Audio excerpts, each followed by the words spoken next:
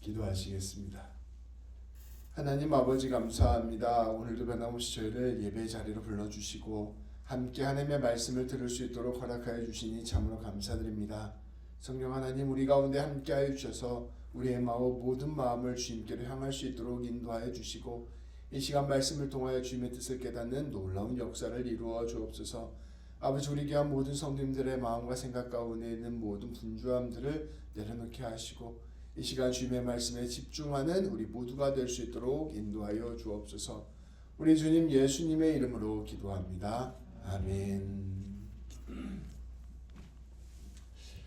제 어린 시절 초등학교 2학년 때 있었던 일입니다. 제가 숙제를 되게 안 해갔어요. 그래서 우리 선생님께서 숙제 안 한 사람 다 남아서 숙제를 하고 가라고 하셔서 학교에 남아서 숙제를 하게 되었습니다. 그런데 그때 선생님께서 저에게 와서 여쭈어 보셨습니다. 동희야, 왜 이렇게 숙제를 안 해오니? 이제 딱 이은이만 할 때였거든요. 그래서 제가 선생님한테 숙제를 하기가 싫어서 안 해갑니다. 이렇게 대답을 했거든요. 그랬더니 우리 선생님께서 이런 말씀을 하셨습니다. 너희 아버지 어머니 매일같이 아침부터 밤까지 일하고 계시잖아. 어머니 아버지도 일을 하시는데 어머니 아버지는 일하기 싫을 때가 없으실까? 라고 저에게 여쭤보셨습니다. 그리고 제가 있을 것 같은데요 라고 대답을 했더니 어머니 아버지도 일하기 싫을 때가 있는데 너희들 잘 돌보고 키우기 위해서 하기 싫어도 그 일을 하는 거야. 사람이 살다 보면 하기 싫을 때도 해야 될 때가 있어 라고 말씀을 해주셨습니다. 우리 선생님께서 해주신 말씀이 얼마나 인상이 깊었는지 그 이후에 제가 벌써 40년, 30년이 넘게 지났는데도 그 선생님의 말씀이 생생하게 기억이 납니다. 그때 제가 왜 이게 인상이 깊었냐면요, 한 번도 부모님의 입장에서 생각을 해본 적이 없었어요. 당연히 부모님은 일을 하시는 거고 당연히 부모님은 고생을 하시는 것이라고 생각을 했는데 선생님께서 그 말씀을 해주시니까 이게 당연한 게 아니고 우리 어머니 아버지도 힘들어도 하기 싫어도 일을 하시는 거구나 라는 것을 제가 처음으로 느끼게 되었습니다. 사실 이 선생님의 말씀은 우리 성도님들의 삶, 또 우리 모든 어른들의 삶이 그대로 적용되는 말씀이기도 합니다. 아침에 딱 일어났는데 오늘 정말로 일하러 가기 싫다 하는 날들도 있을 것입니다. 비단 일이 힘들어서 뿐만 아니라 같이 일하는 사람 때문에 나 정말 오늘 일하러 가기 싫다 하는 날들도 있을 것입니다. 아이고, 나 정말 저 인간 꼴도 보기 싫은데 오늘 내가 저 사람이랑 함께 해야 되는데 이 악물고 하루를 시작하는 날도 있을 것입니다. 어떨 때에는 매일같이 일하고 힘들게 살아가는데 내 마음이 텅 빈 것 같고 이 낯선 땅에서의 삶이 참 외롭게 느껴지고 아무도 내 마음 몰라주는 것과 같은 날들도 있을 것입니다. 어떨 때에는 내가 고향 땅 놔두고 이 밴쿠버 와서 지금 내가 뭐하고 있나 이런 생각도 있으실 것입니다. 이것을 언제까지 해야 되나 막막하고 깝깝한 날들도 있을 것입니다. 어른이 된다는 것은 사실은 이렇게 지긋지긋한 삶을 말 그대로 견뎌내는 것이 아닌가 하는 고백이 저절로 우러나오게 되는 것입니다. 그러니까 우리 부모님뿐만 아니라 우리 참 어른이 되어서 살아가는 삶은 이렇게 매일매일 그냥 뻑뻑대면서 하루를 그냥 꾸역꾸역 살아가는 그런 삶이 아닌가 하는 마음이 들게 되는 것이죠. 성도 여러분, 이번 한 주간의 삶은 어떠셨습니까? 아침에 출근할 때 어떤 마음이 드셨습니까? 일을 하면서 어떠한 생각이 드셨습니까? 이러한 힘들고 어려운 삶들 가운데서 예수님이 어떠한 의미가 되고 힘이 되셨습니까? 오늘 말씀을 통해서 우리는 우리의 이러한 삶 가운데 우리 주님이 어떠한 의미가 되고 뜻이 되는지를 함께 살펴보고자 합니다. 오늘 말씀 3장 1절 말씀을 우리가 다 함께 봉독하도록 하겠습니다. 읽겠습니다. 이러므로 그리스도 예수의 일로 너희 이방인을 위하여 갇힌 자 된 나 바울이 말하거니와 아멘. 우리가 다 알다시피 이 에베소서 말씀은 바울이 에베소에게 보낸 편지입니다. 우리가 신앙의 인물들을 생각할 때 우리가 실수하는 것이 하나 있습니다. 뭐냐면 신앙의 인물들을 생각할 때 이 사람은 뭔가 특별한 사람이고 뭔가 위대한 사람이고 뭔가 신앙이 대단한 사람이라고 생각을 해서 그 사람들의 심정과 우리의 심정이 다르다고 생각하는 것입니다. 저 사람은 바울이니까, 저 사람은 다윗이니까, 저 사람은 요셉이니까 뭐 그런 일 할 수 있는 거지, 저 사람과 나는 달라, 이렇게 생각하는 것이죠. 그런데 우리가 성경을 읽을 때 성경을 잘 읽는 방법은 그 사람이나 나나 크게 다르지 않다는 것을 염두하고 성경을 읽어야 합니다. 우리가 겪었던 모든 어려움, 모든 고민, 모든 아픔들을 이 사람들도 다 똑같이 겪고 그것을 마음에 품고 살았다는 것이죠. 오늘 말씀에 보면 이 바울이 감옥에 갇혀 있다는 것을 알 수 있습니다. 말씀의 1절에 보면 갇힌 자 된 나 바울이 이렇게라고 고백을 하고 있습니다. 그러니까 바울이 이 편지를 쓰고 있을 때 그 로마에 있던 캄캄한 감옥에 갇혀 있었다는 것입니다. 예전에도 제가 말씀드렸다시피 이 로마 시대의 감옥은 오늘날의 감옥과는 완전히 달랐습니다. 아주 컴컴하고 아주 습하고 아주 고통스러운 곳이 바로 감옥이었어요. 그러니까 일단 이 장면만 보더라도 이 바울의 삶이 굉장히 힘들고 어려운 상황 가운데 처해져 있다는 것을 알 수 있습니다. 그런데 사실 바울이 이러한 처지로 살아갈 그럴 사람이 아니었습니다. 바울은 로마 시민이었고 집안에 재산도 많았고 똑똑한 사람이었습니다. 아주 엘리트 교육을 받았고요. 그것 때문에 성경에 관한 지식, 철학에 관한 지식이 탁월한 사람이었습니다.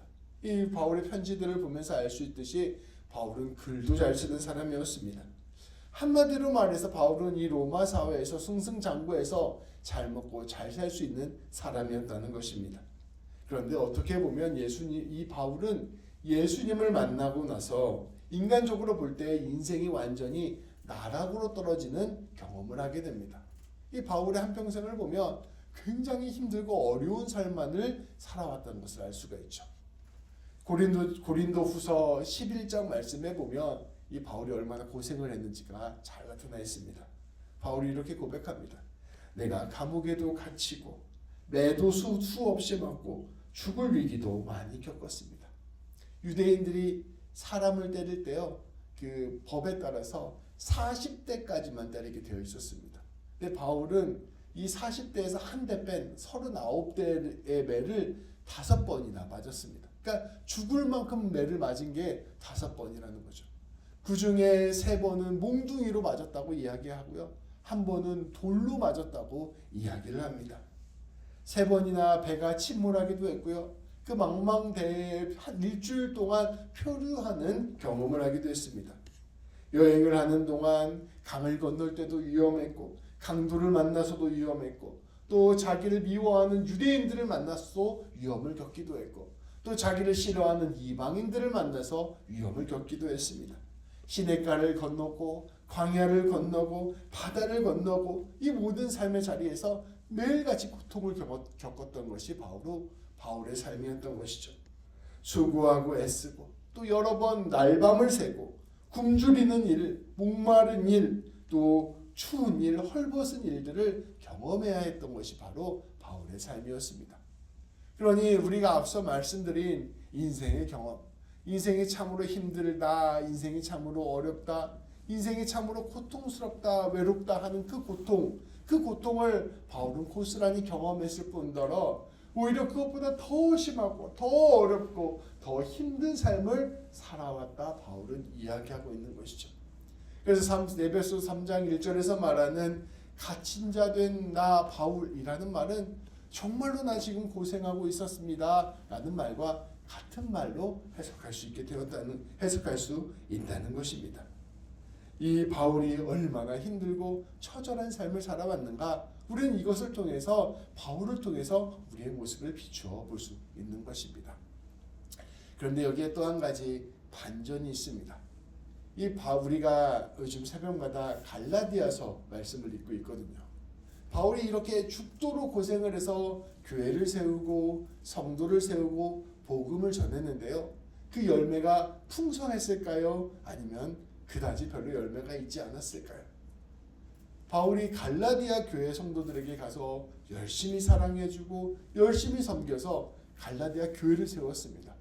근데 바울이 떠나고 난 다음에 이단 교사들이 들어왔는데요. 이 이단 교사들의 이야기를 듣고 이 교회 전체가 이단에 넘어가 버립니다. 그리고 성경학자들에 따르면 바울이 편지도 보내고 사랑을 계속해서 베풀어 주었음에도 불구하고 이 갈라디아 교회는 끝끝내 이 바울에게 돌아오지 않았습니다. 바울에게는 몹쓸 병이 있었습니다. 바울이 열심히 하나님께 병 고쳐달라고 기도했어요. 그런데 이 바울의 병은 끝까지 고쳐지지 않았어요. 바울은 한평생 어떻게 보면 신앙적으로나 이 자신의 사역적으로도 실패하는 삶을 살았습니다.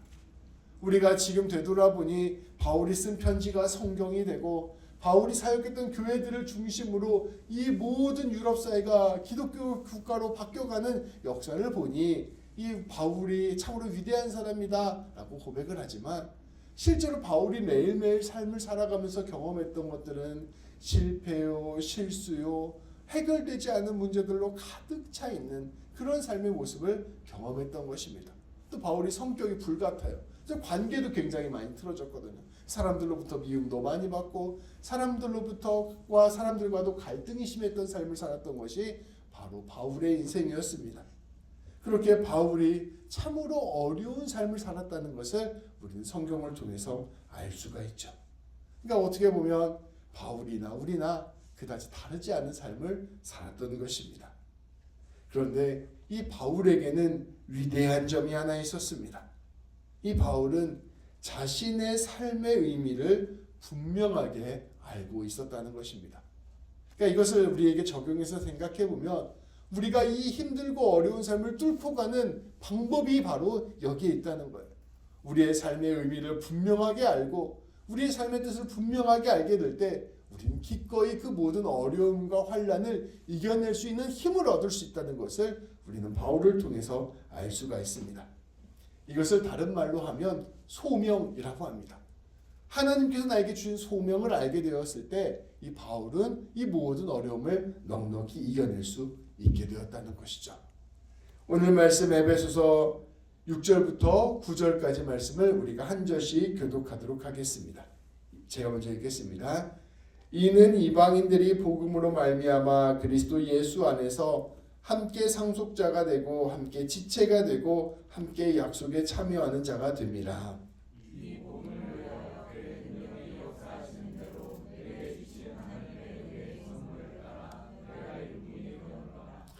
모든 성도 중에 지극히 작은 자보다 더 작은 나에게 이 은혜를 주신 것은 측량할 수 없는 그리스도의 풍성함을 이방인에게 전하게 하시고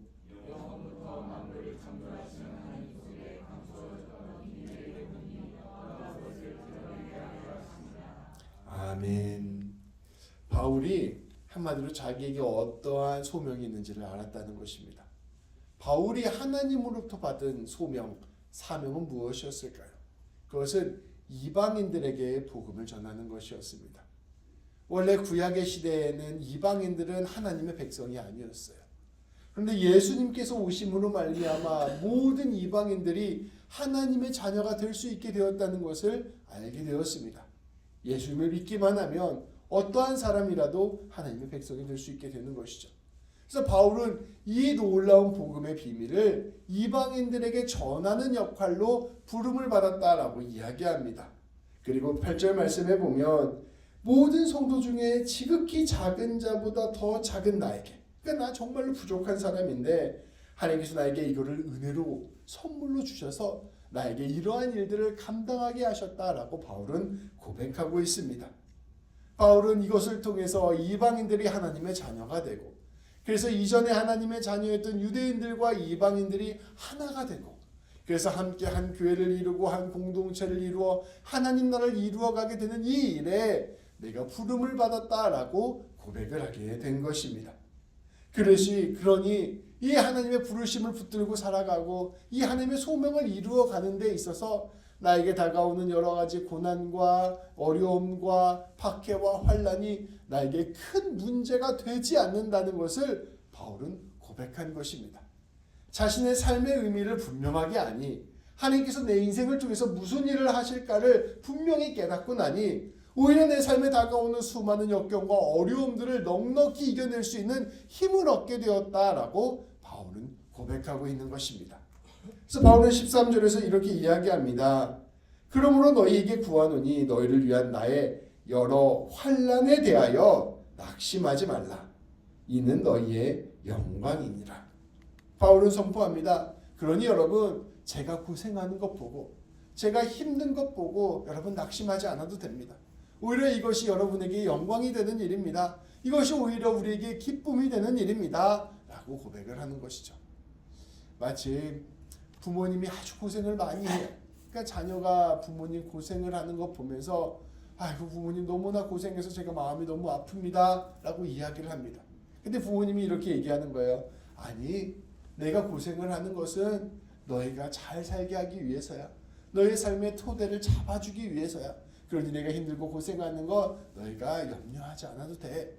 나는 이것을 기쁨으로 하고 있는 거야 라고 말하는 것처럼 이 바울이 자신의 삶의 의미를 붙들고 오히려 자기를 위로하고 자기가 아픈 걸 힘들어하는 에베소 성도들에게 힘을 돋아주는 말씀을 하게 되는 것입니다. 성도 여러분, 이것이 바로 바울이 살아가는 삶의 힘이었습니다. 이방인들을 하나님께로 인도하는 것, 이것은 바로 하나님으로부터 온 삶의 의미였습니다. 그리고 그것을 조금 더 깊이 들어가 보면 바울은 정말로 하나님을 사랑하고 이웃을 사랑하면서 그 마음으로 자신의 모든 삶을 뚫고 나아갔던 것입니다. 그러니 이 모든 자기의 고난과 환난이 자기를 걸려 넘어뜨리게 하지 않았던 것입니다. 성도 여러분, 다시 우리의 첫 질문으로 돌아가 보고자 합니다. 우리의 삶은 고단합니다. 아침에 일어날 때마다 내가 오늘도 이렇게 살아야 되나 하는 생각이 들 때가 있습니다. 우리의 삶은 늘 우리를 넘어지게 합니다. 곳곳에서 알 수 없는 사람들이 우리의 삶을 붙잡고 흔들고 우리의 마음을 무너지게 합니다. 우리의 삶은 우리가 의도하지 않은 대로 죄를 짓는 삶이 될 때도 있고 또 우리의 삶이 때로는 끝이 없는 터널과 같을 때가 많습니다.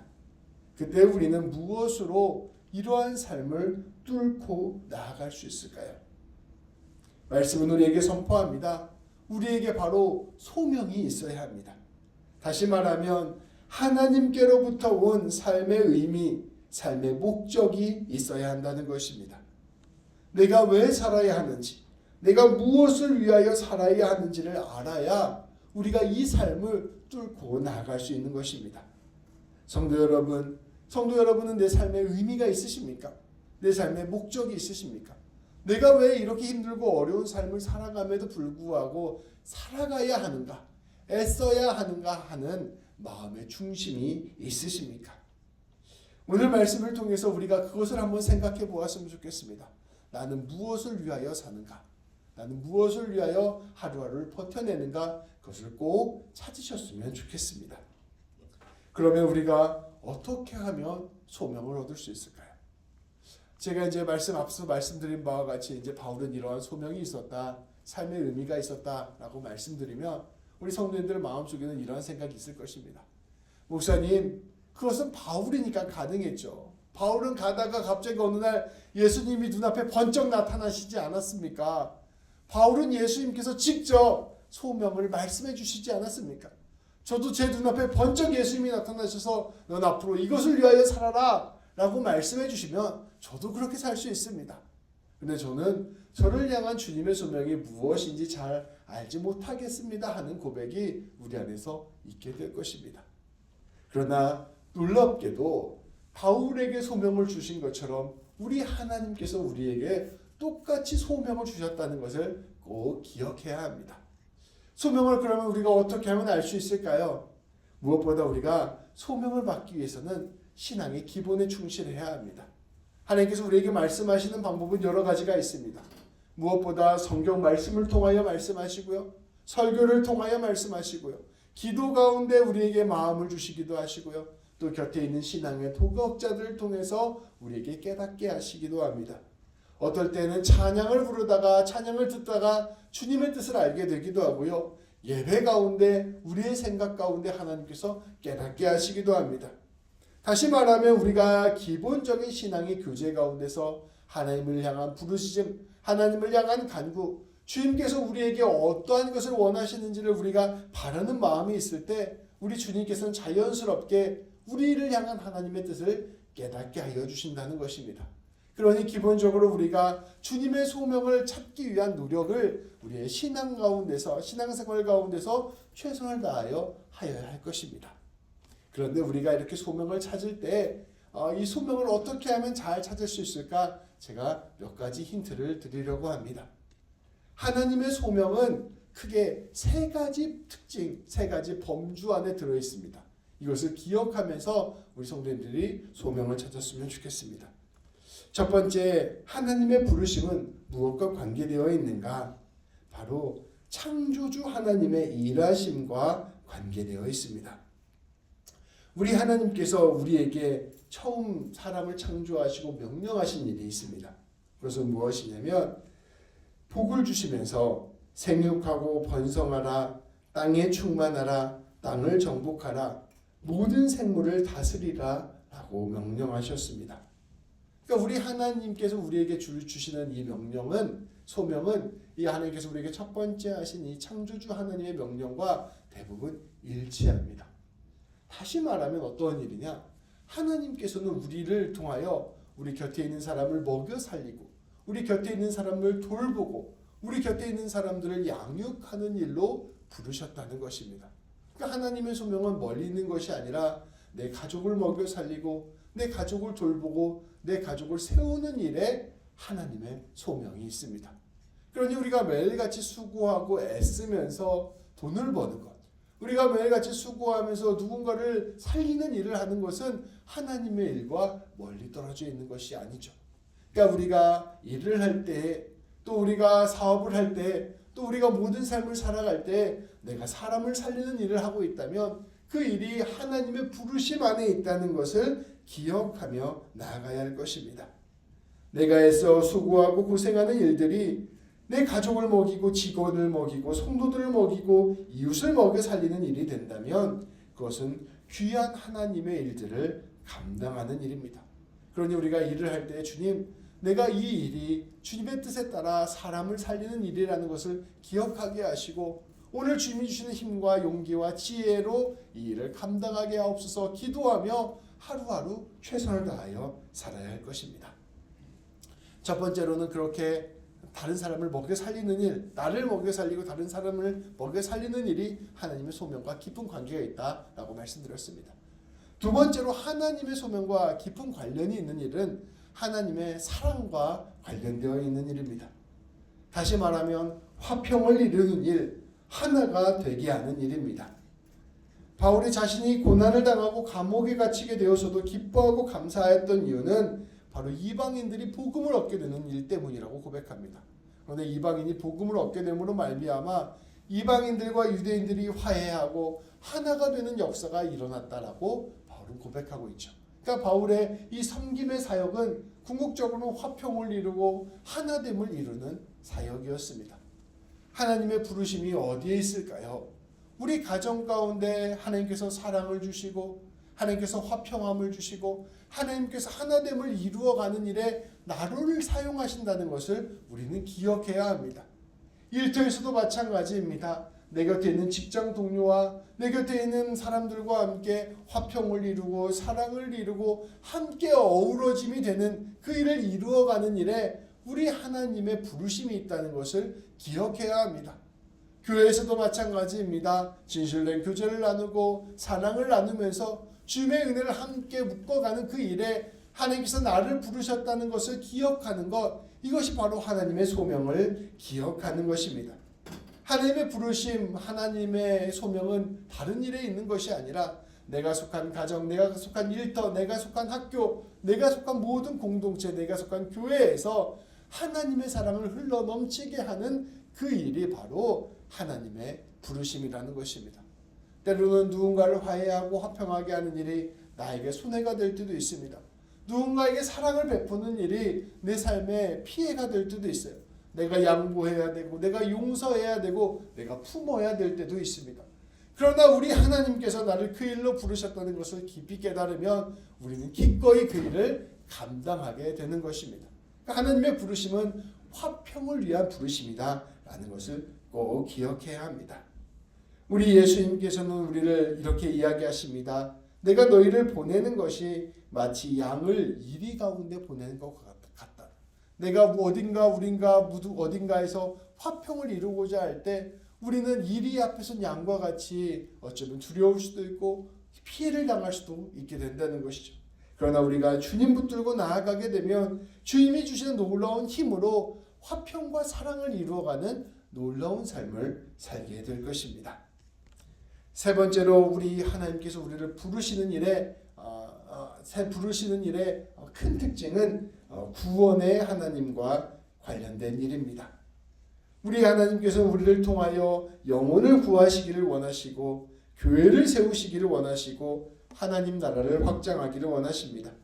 우리의 모든 것들이 예수 그리스도의 복음을 전하고 하나님을 전하는 일에 사용되기를 원하십니다. 하나님의 부르심은 영혼 구원과 하나님 나라와 확장에 밀접한 관계가 있는 것입니다. 이것은 다시 말하면 우리의 모든 삶이 하나님을 드러내고 전하는 삶이 되어야 한다는 것입니다. 가정에서 우리가 하나님을 드러내기 위해서는 어떠한 삶을 살아야 될까요? 일터에서, 사업체에서 우리가 하나님을 드러내기 위해서는 어떠한 삶을 살아야 될까요? 우리가 우리 이웃들과의 관계 안에서 하나님을 드러내는 삶을 살아가기 위해서는 어떠해야 할까요? 세상은 놀랍게도 우리의 말과 행동 또 우리의 선택까지도 다 지켜보고 있습니다. 그러한 세상 속에서 우리가 한 영혼을 구원하기 위해서는 깊은 지혜와 사랑 그리고 애쓰는 노력이 필요합니다. 세상 사람들이 우리를 보면서 생각하는 것이죠.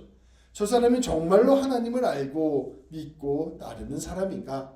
아니면 말로만 하나님을 이야기하는 사람인가를 다 지켜보고 있는 것입니다.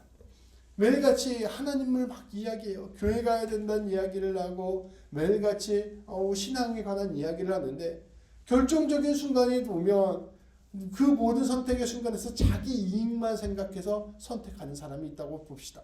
그럼 그 사람을 보면서 우리가 저 사람이 하나님을 믿는다라고 생각할 수 있게 될까요?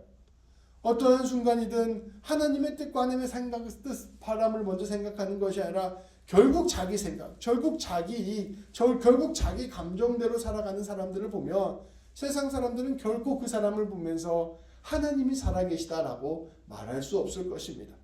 그런데 그 사람이 겉으로 잘 하나님을 드러내지 않는 것처럼 보여도 선택의 순간마다 하나님을 사랑하고 이웃을 사랑하고 섬기는 선택을 한다면 선택의 순간마다 하나님의 은혜와 온유함을 드러내는 선택을 한다면 사람들은 놀랍게도 그 사람을 보면서 하나님의 살아계심을 느끼고 경험하게 될 것입니다.